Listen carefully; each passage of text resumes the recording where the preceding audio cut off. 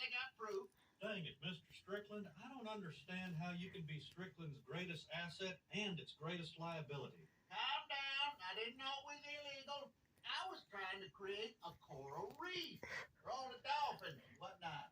In a river? Everyone's gonna hate us. People hate people who hate the environment. If we don't have an environment, why won't we do stuff? Think about it. Now, wait a minute. Mr. Strickland made a bad decision that, for now,